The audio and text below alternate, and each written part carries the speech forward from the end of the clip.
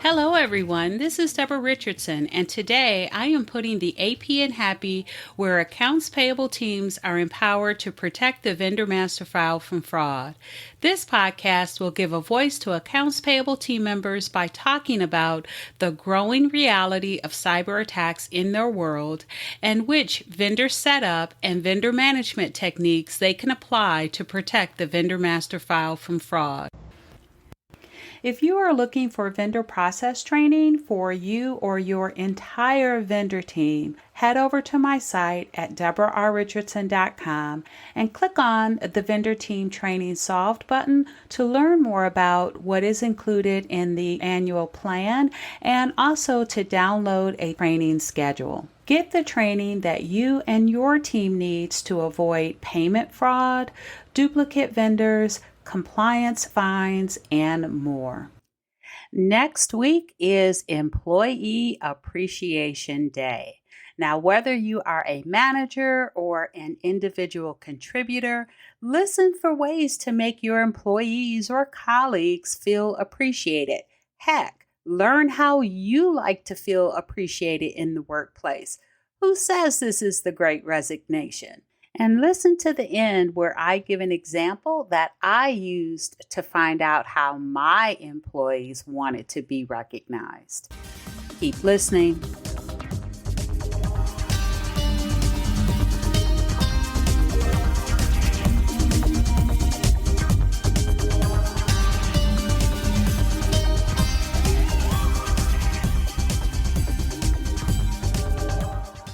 Welcome to episode 175, Offset the Great Resignation with Employee Appreciation Day. In case you didn't know, Friday, March 4th is Employee Appreciation Day.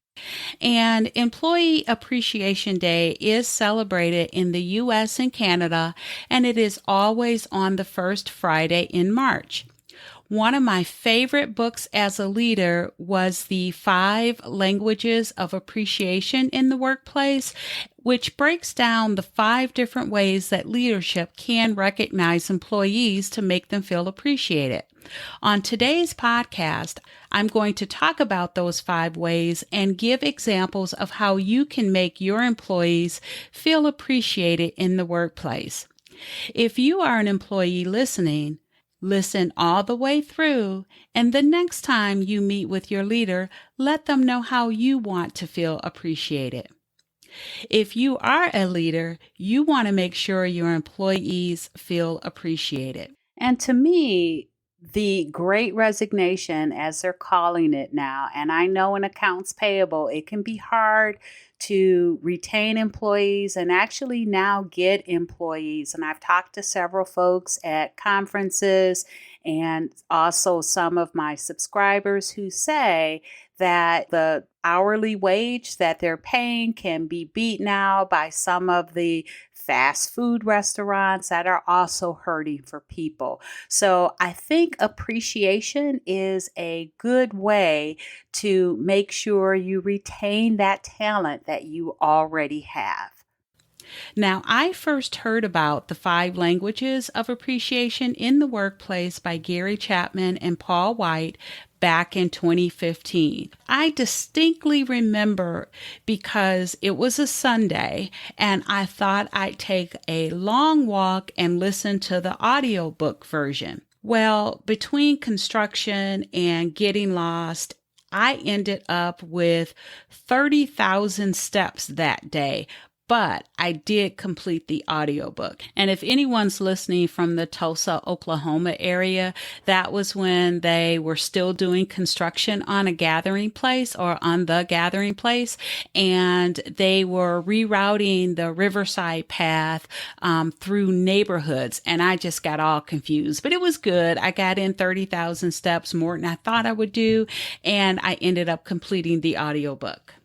And I was so moved by the book and the 5 different languages that the next day I immediately started documenting and then applying what I learned. And I have always tried to be a servant leader, where I put the needs of my employees first. I help them develop and perform as highly as possible. So my question was always, what can I do for you to help you do your job better? So now, in addition to how can I help you, I now wanted to know just how each of my employees felt appreciated. And some I knew because I had managed them for some time, but some others I didn't. Before I go into how I found out how my employees wanted to be appreciated, let's talk about the 5 different languages of appreciation. First language of appreciation is words of affirmation. Now, we all know that a leader's words are a powerful means for motivating and showing appreciation for your employees at work. Some examples would be giving praise for accomplishments. And I've even seen, and you've probably seen it too if you've been on LinkedIn, you'll see in the feed that there are posts.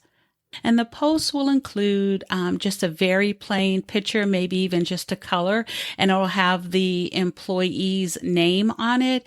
And the leadership will say in the post what that employee did and how grateful or appreciative they are of their either performance or efforts. And actually, not only have I seen that from leadership, but I've also seen that from coworkers as well. And it's really good because it lets if you tag the employee, it lets the employee's network know that they have done something that was worthy of praise. And then not only the employee's network, but also the network of the leadership or the coworker that's posting it. The next language of appreciation is quality time. And this is where the employee would prefer to get your focused attention. So you're giving that employee your focused attention with no distractions. You're not taking your laptop. You're putting the phone on silent. And it can be a conversation, a meeting. It could be done over lunch. You can get healthy about it, go on a walk. The important thing is that the employee feels appreciated because they have that quality time, uninterrupted time with you. The third language of appreciation is acts of service. And this is my favorite one for employees, or my favorite way that employees like to feel appreciated, because I always like to ask, what can I do to help? Remember 2 things. The first is to do it their way. I would have them direct me how they wanted it done, because everyone has their own system of getting the same thing done. And I've made that mistake before when I rolled up my sleeves and I jumped in and I did it my way. And it really did not send a signal of, appreciation for the employee, because it seemed like I just jumped in and did it the way I wanted to have it done versus helping the employee get it done. The second thing you have to remember is whatever you do, finish what you start. Don't jump in to help and then leave a big pile that now the employee has to come behind you and clean that up. So 2 things to remember: do it their way, and if you start it, finish it. The next language of appreciation is tangible gifts, and they don't have to be large gifts, but some employees feel appreciated when they receive physical gifts. But again, it doesn't have to be large. It just needs to be personal. So, do they have a favorite candy or go-to snacks during busy times? I gotta tell you, I had a go-to snack from the vending machine that I would always get when I didn't have time for lunch or when I was stressed. So you can guess that this is the favorite way for me to be recognized and for me to feel appreciated. And I can't tell you how many honey buns I get. It wasn't pretty, but it sure made my day at the right time. When I was feeling stressed, it really made my day. Now, food is the most common way, but it doesn't have to be food. And that's understandable because food can be hard sometimes, especially because of different allergies, diets, other things that are out there all times of the year. But no problem. There are other ways that you can have tangible gifts. It can be a time off certificate based on your company policy, but an hour or two time off certificate will go a long way to make an employee feel appreciated. And one other thing too is I have often included thank you cards with a handwritten note. Be sure to include something specific surrounding what they did. For example, I would say, thank you for coming in Saturday to make sure the 1099s went to the post office on time. And again, it is something that is very personal and it is very specific. And again, that goes a long way to make the employee feel appreciated. We are at the last language of appreciation, physical touch. Now, physical touch does not need to be anything that'll get you sent to HR and make sure you are following HR policies, but it could be high fives, it could be fist bumps, and for larger accomplishments, how about a handshake by a leader that is high up in the organization? That would make an employee that prefers physical touch feel appreciated when a member of senior leadership takes the time to shake their hand for a job well done. And if there are still COVID policies, then how about changing that handshake or fist bump to an elbow bump or a foot bump? So those are the 5 languages of appreciation in the workplace: words of affirmation, quality time, acts of service, tangible gifts, and physical touch. Now, these are great, but how do you find out which your employees prefer?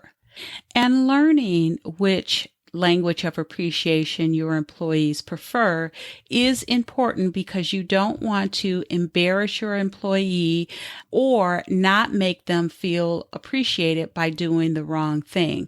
So here's a quick example about how I was embarrassed by a public display of recognition. Early in my career, leadership wanted to recognize me at a school meeting for something that I had done outside of my work. And it was kind of personal. So you can imagine how surprised I was to win an award in front of all faculty members. Needless to say, I was speechless, and that was bad because I was also called up to give an impromptu quote unquote brilliant speech. I thanked leadership for the award, but I was awkward because I was embarrassed. And really, I was embarrassed the rest of the day and probably the rest of the week. Okay, I'm still kind of embarrassed that I wasn't more eloquent during that speech.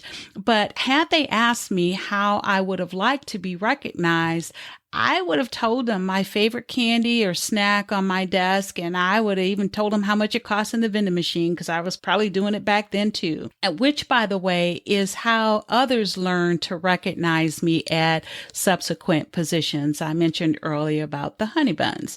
So how do you find out which way your employees would like to be recognized? And the easy answer to that is just ask them.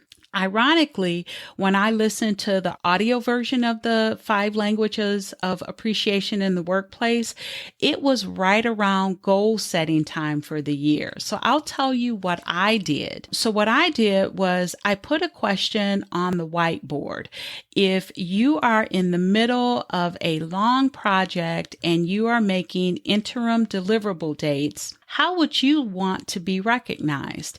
Below the question on the whiteboard, I also included 5 answers for them to choose from, and I asked them to put a check mark by the one or by the way that suited them the best. Some chose more than one, and when they did that, I did ask them to rank their answers. And so as I met with employees to talk about goals for the year, I asked them to answer that question on the whiteboard. And here are the answers that I included. And remember, these answers are in the view of the employee. So the first one was, tell me you are doing a great job. And if an employee selected this answer, I'd know that their language of appreciation is words of affirmation. The second answer was, take me to lunch and discuss the project. And if an employee selected this answer, I'd know that their language of appreciation was quality time. The third one was, I'd like for you to jump in and help me when needed.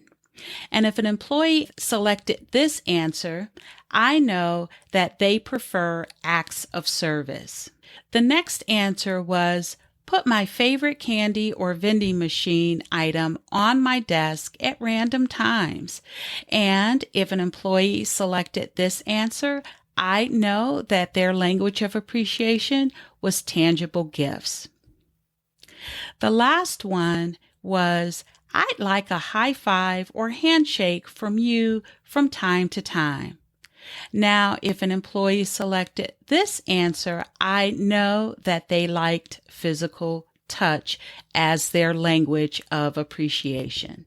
And so that was my way for determining for each of my employees how they wanted to be appreciated, what was their language of appreciation. But you can do it other ways. I've seen other leaders develop like a questionnaire or ask the employees to tell them what their favorite things are in email. The important point is that you are finding out how your employees want to be appreciated.